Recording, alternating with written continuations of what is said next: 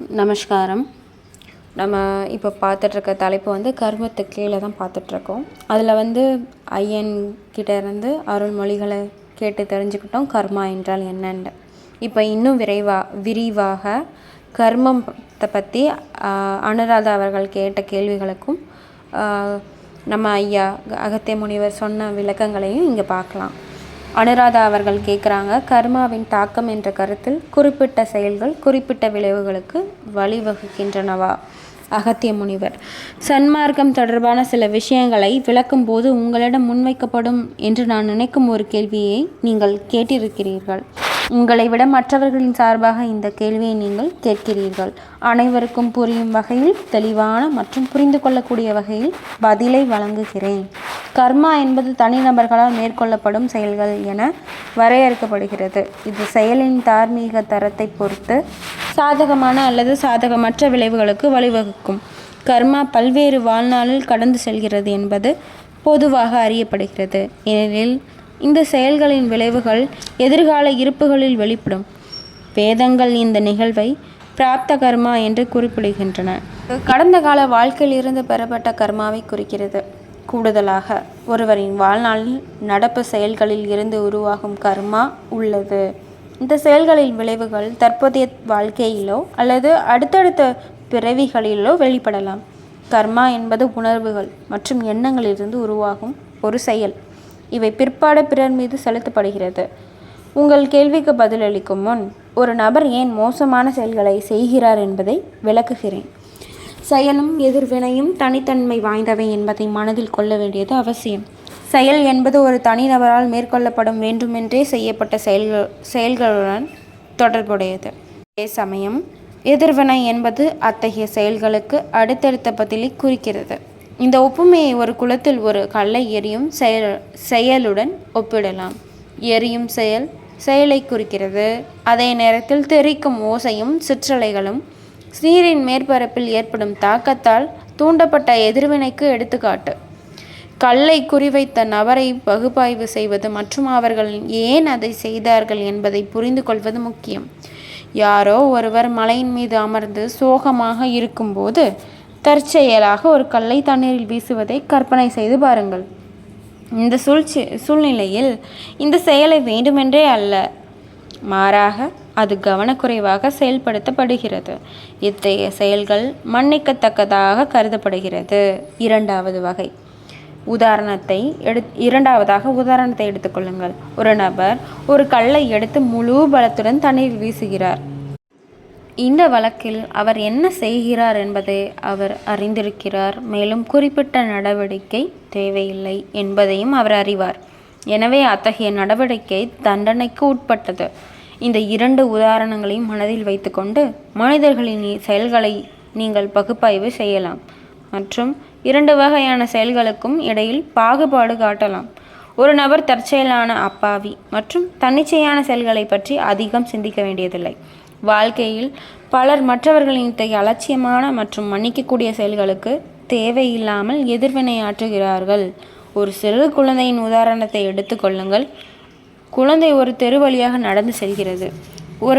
ஒருவரின் முற்றத்தில் ஒரு பூ வளர்வதை பார்த்து அதை பறிக்கிறது. உங்கள் எதிர்வினை என்ன? குழந்தையை திட்டுவீர்களா அல்லது செயலை புறக்கணிப்பீர்களா? மற்றவர்களின் இத்தகைய அற்ப செயல்களுக்கு எதிர்வினையாற்றுவதன் மூலம் மக்கள் தங்கள் அமைதியை கெடுக்கிறார்கள். இன்னொரு உதாரணத்தை எடுத்துக்கொள்வோம். ஒருவன் பாறையில் கல்லை எறிந்தால் அந்த பாறைக்கு ஒன்றும் ஆகாது. பாறை உடையக்கூடியதாக இருந்தால் மட்டுமே அது உடையும். நீங்கள் அமைதியாக இருந்து அடுத்தவரின் செயலை எதிர்க்காமல் இருந்தால் உங்களை நோக்கமாக கொண்ட செயல்கள் உடைந்த கல் போல் சிதறிவிடும். மற்றவர்கள் உங்களுக்கு தீங்கு விளைவிக்க முயற்சிப்பதாக நீங்கள் உணர்ந்தாலும் மற்றவர்களின் செயல்களுக்கு எதிர்வினையாற்றக்கூடாது என்பதே இங்கு பாடம். மற்றொரு சூழ்நிலையில் ஒரு கல்லை சேற்றில் போட்டால் சேறு எந்த இடையூறும் இல்லாமல் கல்லை அழகாக உறிஞ்சிவிடும். இது மூன்றாவது வகை. இந்த செயல்முறை கல்லுக்கோ மண்ணுக்கோ எந்த தீங்கும் விளைவிப்பதில்லை. அமைதியான நிலையை பராமரிக்கிறது. மற்றவர்களிடமிருந்து வரும் அவமானங்களையும் விமர்சனங்களையும் திறம்பட உள்வாங்குவதற்கு ஒரு இயற்றப்பட்ட நடத்தை மற்றும் ஒரு நெகிழ்ச்சியான ஆளுமை இருக்க வேண்டும்.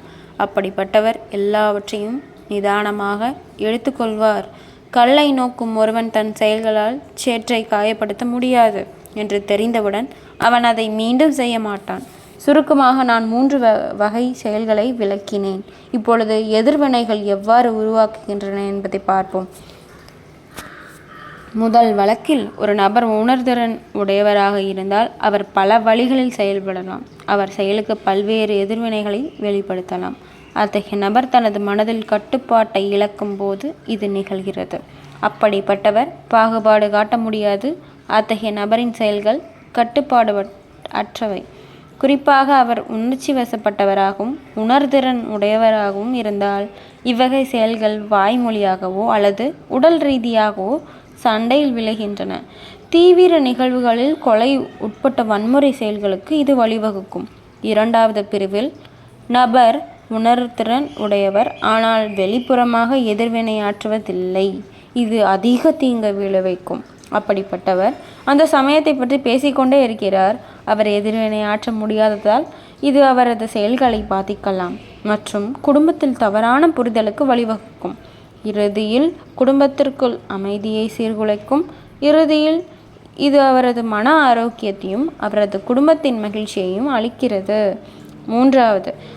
மூன்றாவதாக இந்த பிரிவினர் எந்த இடையூறும் இல்லாமல் தங்களை நோக்கி செல்லும் செயல்களை அமைதியாக உள்வாங்கிக் கொள்கிறார்கள்.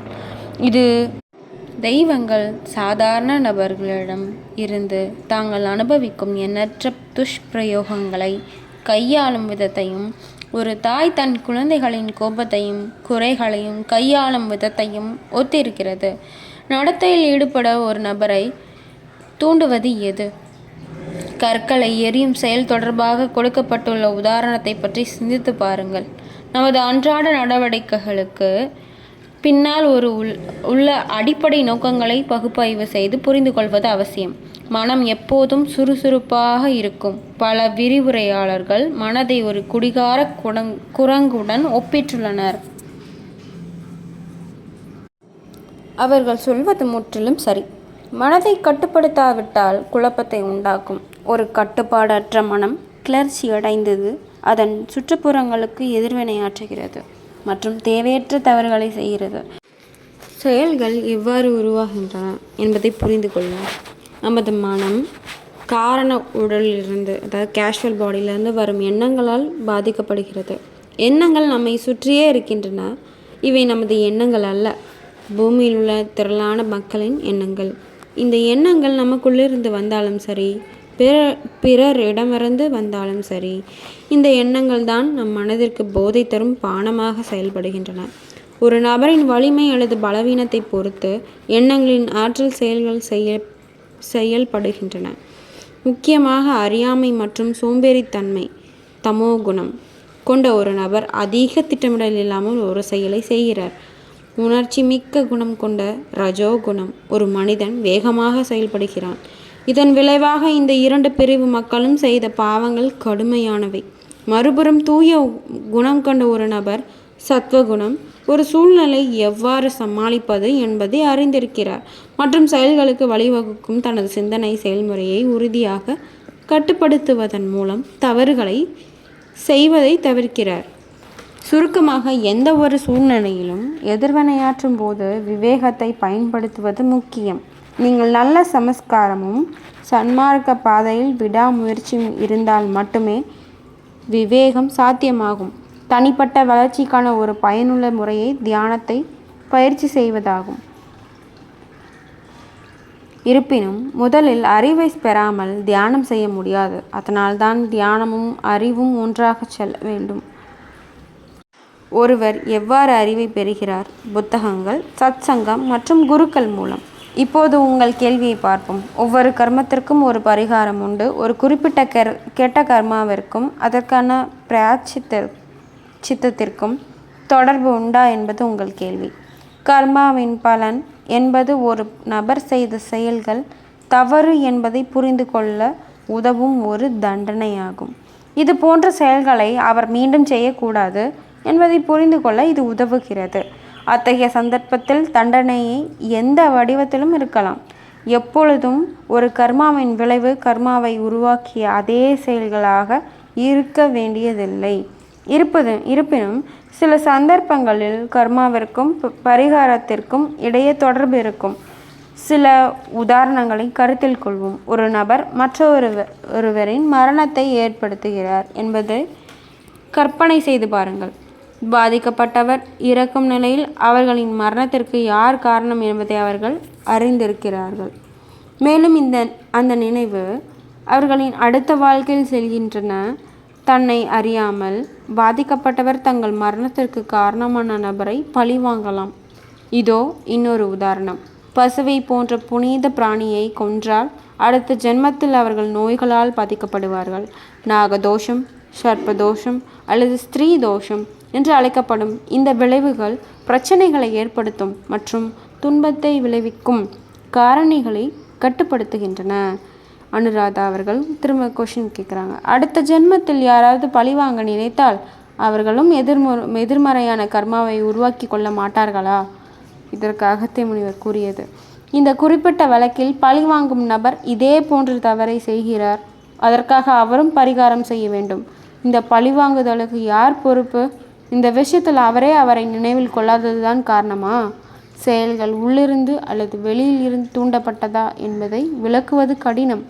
முற்கால காவிய போர்களை போன்று போர்க்களத்தில் ஒருவரை கொல்வது போன்ற பணியை நீங்கள் மேற்கொள்ள வேண்டுமென தெய்வீக திட்டம் விரும்பினால் நீங்கள் ஒரு கருவி மட்டுமே. உங்கள் செயல்கள் பாவத்தின் கீழ் வராது. உடலின் குற்றமற்ற பாவங்கள் ஆன்மாவை மாசுபடுத்தாது. இப்போ அடுத்த கேள்வி கேட்குறாங்க அனுராதா மேடம். கடந்த கால வாழ்க்கையின் பாவங்களை நினைவுபடுத்துவது அவசியமா? அகத்திய முனிவர் சொல்கிறாங்க, பொதுவாக உங்கள் கடந்த கால வாழ்க்கையை உங்களால் நினைவில் கொள்ள முடியாது. அப்போதுதான் தர்மத்தின் சட்டம் நடைமுறைக்கு வருகிறது. கடவுள் உண்மையை அறிந்திருந்தாலும் அவர்கள் அதை வெளிப்படுத்துவதில் பொறுமையாக இருக்கிறார்கள் என்பதே இந்த சொற்றொடர். நீங்கள் ஏன், அதாவது அனுராதா மேம் கேட்குறாங்க, உங்கள் கடந்த கால வாழ்க்கையை நினைவில் கொள்ள விரும்புகிறீர்கள்? சரியான அறிவின் பாதையை தேர்ந்தெடுத்த உங்களை போன்ற ஒருவருக்கு உங்கள் செயல்களின் வாழ்க்கையை வரலாற்றை அறிந்து கொள்வது முக்கியமல்ல. நீங்கள் இப்பொழுது சரியான பாதையில் இருப்பதை உணர வேண்டும். நீங்கள் உங்கள் குருவின் வழிகாட்டுதலின் கீழ் இருக்கிறீர்கள். தாயால் வழிநடத்தப்படும் குழந்தையை போன்றவர்கள் நீங்கள். குழந்தை விழும்போது அதை உணராமல் இருக்கலாம். ஆனால் குழந்தை மீண்டும் எழுந்து நடக்க உதவுவது தாய்க்கு தெரியும். குழந்தை வளரும் போது குழந்தையாக இருந்தபோது தடுமாறிய நேரங்களை மறந்துவிடும். இதேபோல் கடந்த கால வாழ்க்கையை நினைவில் கொள்வது அவசியமில்லை. அதற்கு பதிலாக கர்மா மற்றும் விதியை புரிந்து கொள்வதில் கவனம் செலுத்துங்கள். உங்கள் குரு உங்களை சரியான பாதையில் வழிநடத்தட்டும். அடுத்த தலைப்பு கர்ம கடன் பற்றி கஜராஜ சுவாமிகளுக்கு மகரிஷி அகத்தியர் கூறியதை பற்றி பார்க்கலாம்.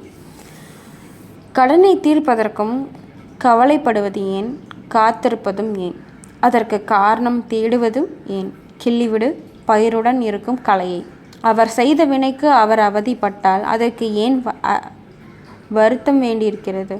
தான் செய்த பாவத்திற்கு கர்மம் எனும் சுமையை தன் தலைமேல் சுமந்திட பாரத்தை சுமக்கும் அவரை பார்த்து கண்ணீர் தான் வடிய வேண்டும். ஏன்?